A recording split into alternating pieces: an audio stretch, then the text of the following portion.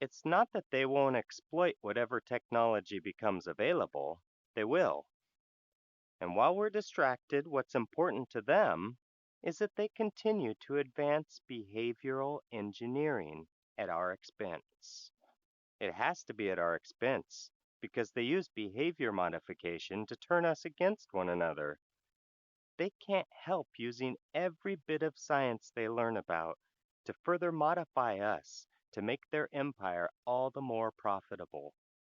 This is not in theory, it's happening in broad daylight. But there is primarily a moral responsibility to not use behavior modification on us. When the manipulation is not welcome, it tampers with our freedom of choice.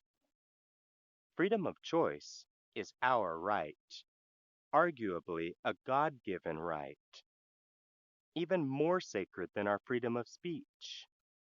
It is literally our freedom to think our own thoughts and work out our own actions.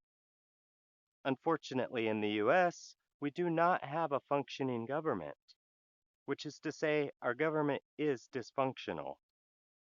There is kind of like my avatar is dysfunctional, but hey, this is my first one and I love it, okay?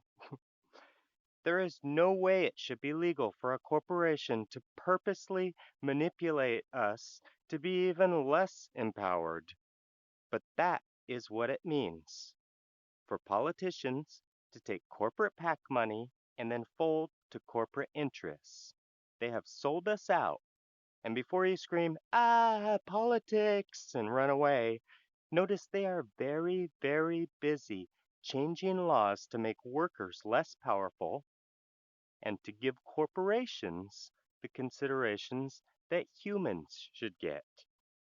This means less consideration for all humans every year, no matter who is supposedly in control. Until we can separate corporate donors from politicians, they will continue to write into law everything that even the most insidious corporations want, while killing any proposed law that only benefits the majority of people. Because who cares about people? This is not the agenda of the left, not the libs, not the Democrats, not the right wing, not the conservatives, not Republicans, not the people at all, but all of the corporate politicians enforce it anyway.